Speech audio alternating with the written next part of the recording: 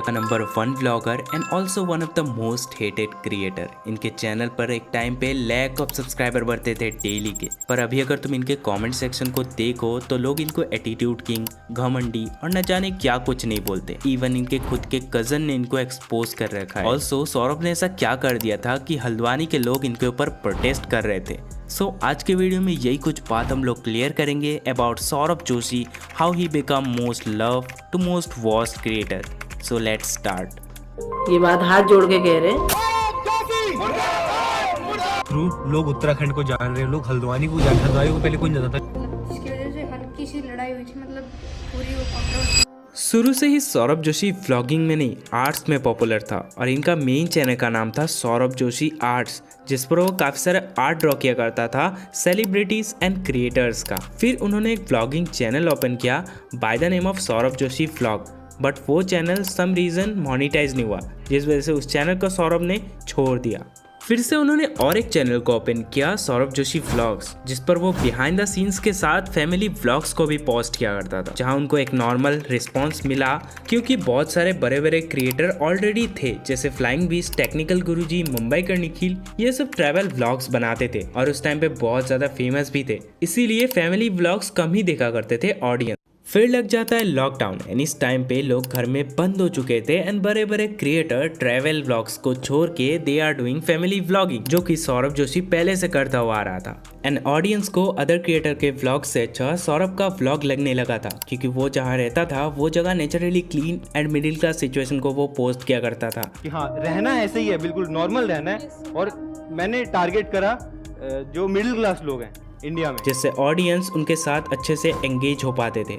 फिर एक video upload किया, आई थिंक मुझे याद है, by the name of phone का पासवर्ड लगा के भूल गया एंड ये वीडियो देखते देखते बहुत वायरल हो गया एंड धीरे धीरे मानो उनका चैनल वाज बूम। उस टाइम पे उनका हर एक वीडियो बहुत अच्छा रिस्पॉन्स दिखा रहा था और देखते देखते ही गेन लॉट्स ऑफ सब्सक्राइबर। फिर सौरभ को पता चल गया था कि पीयूष का क्रेजीनेस लोगों को पसंद आता है, ऑल्सो बहुत अच्छा लगता है उनको। फिर पीयूष से रिलेटेड काफी सारे कैची थंबनेल लगा के ही स्टार्ट पोस्टिंग व्लॉग्स एंड वो सही था, सारे वीडियोस बहुत वायरल हो रहा था एंड देखते देखते ही become number 1 blogger in India. बीच में सौरभ ने एक रिकॉर्ड भी सेट कर लिया था, 100 डेज 100 ब्लॉग 100 ट्रेंडिंग, कि हमने 100 डे 100 ब्लॉग 100 ट्रेंडिंग और सौरभ ने मानो एक नया जॉनर लाया था जहां बच्चों से लेके इंडिया के 50% लोग अपना व्लॉगिंग चैनल स्टार्ट किए थे उनको देख के। अब इतने लोग प्यार करने वाले होंगे तो कुछ लोग नेगेटिव लोग तो होंगे जो कि हेट करेंगे उनको, और यहीं से शुरू होता है सौरभ जोशी का हेट जर्नी, जहां पे कुछ ऑडियंस ये बोल रहे थे कि पीयूष के नाम पे तुम व्यूज ले रहे हो, स्टफ लाइक दैट।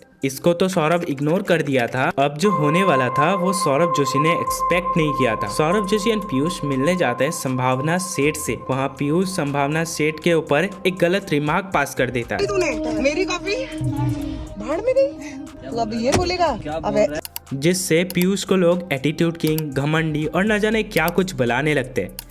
एंड उसके बाद Saurabh Joshi apiology video upload करते हैं एंड एक फैसला लेते हैं कि अब से पीयूष को व्लॉग में नहीं लेंगे, कोलैबोरेशन नहीं करेंगे, करेंगे भी तो पीयूष को नहीं लेंगे, बिकॉज उसके अंदर मैनर्स नहीं है बिल्कुल भी। जिसको भी बुरा लगा तो मैं प्लीज हाथ जोड़ के सॉरी बोलना चाहूंगा, जिसको भी बुरा लगा। ये बातें अभी पर इससे भी लोग अफेंड हो गए एंड बोलने लगे कि पीयूष को व्लॉग में लो, क्योंकि ऑडियंस मेनली पीयूष को ही देखने आते थे, उनका क्रेजीनेस। पर ये बात भी उतना आगे तक नहीं गया, बट फिर और एक कांड हो जाता है जब लोगों ने सौरभ के ऊपर ये एलिगेशन लगाना स्टार्ट कर दिया कि कोई जब उनसे मिलने जाता है तब उनका एरोगेंट बिहेवियर, ऑल्सो वो बहुत ज्यादा घमंडी हो चुके हैं, किसी का रिस्पेक्ट नहीं करते, जिससे सौरभ को काफी हेट मिला। ऑल्सो इस वजह से उनका नाम रख दिया घमंडी सौरभ जोशी। फिर सौरभ के लाइफ में सब कुछ ठीक ही चल रहा था, तभी इनके कजन के भाई ने इनको एक्सपोज कर देते हैं। सोनू गोयात, जिनको आप सब सोनू भैया के नाम से जानते हैं, इनको आपने सौरभ के ओल्ड व्लॉग्स में देखे जिनको आप सब सोनू भैया के नाम से जानते हैं, इनको आपने सौरभ के ओल्ड व्लॉग्स में देखे होंगे। जब सोनू गोयात ने अपने फ्रेंड्स के साथ इंस्टा पे लाइव आके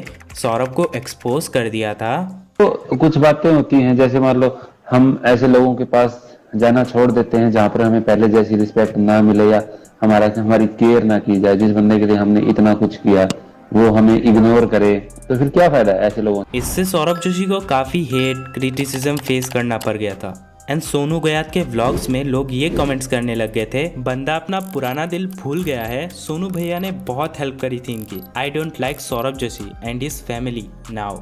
धीरे धीरे ये बातें भी फेड अप हो गया, बट इससे भी बुरा तब हुआ जब पूरे हल्द्वानी के लोग इनके ऊपर गुस्सा थे, इवन इनके ऊपर प्रोटेस्ट कर रहे थे। बेसिकली सौरभ जोशी ने कुछ गलत रिमार्क पास कर दिया था हल्द्वानी के ऊपर। बिकॉज मेरी वीडियोस के थ्रू लोग उत्तराखंड को जान रहे हैं, लोग हल्द्वानी को जान रहे हैं। हल्द्वानी को पहले कोई नहीं जानता था, लेकिन हल्द्वानी को अब हर कोई जान रहा है। एंड इस वजह से हल्द्वानी के लोग सौरभ के नाम के पुतले एंड पोस्टर जलवा रहे थे। हालांकि इसके बाद सौरभ जोशी एंड उनके मम्मी ने सबसे अपॉलॉजी भी मांगा, पर इन सब के चलते सौरभ जोशी को काफी बैकलैश एंड हेट मिला। फिर सौरभ जोशी और एक कंट्रोवर्सी में फंस जाता है। ये कंट्रोवर्सी हुआ था 3 लोगों के बीच, गोरा vlogger, neon man versus Saurabh Joshi. Basically गोरा व्लॉगर बहुत दूर से सौरभ जोशी से मिलने आते हैं एंड देन सौरभ जोशी उनको मना कर देता है, जिस वजह से गोरा व्लॉगर अपने वीडियो में कुछ ये बताए।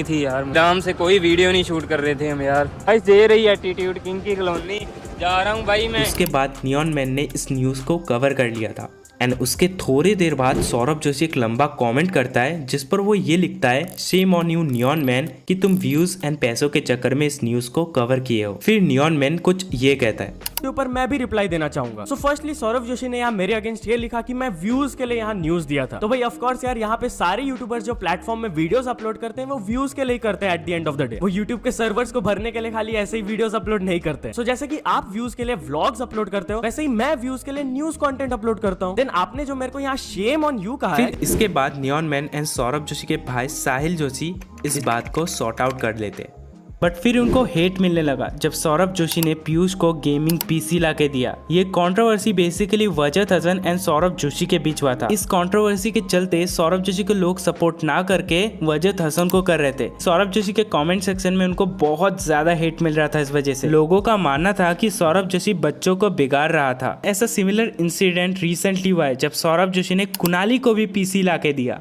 इसके वजह से सौरभ जोशी को काफी हेट एंड बैकलैश मिल रहा था। एट द एंड में कुछ यही बोलूंगा कि कुछ बड़े फैन बेस के साथ कुछ बड़े रिस्पॉन्सिबिलिटीज आता है। ऑल्सो फेम मिलने के बाद एक फाइनेंशियल कंडीशन भी ठीक हो जाता है एंड सम चेंजेस भी दिखने को मिलता है, जिसको हम लोग घमंड या फिर कुछ भी नहीं बोल सकते।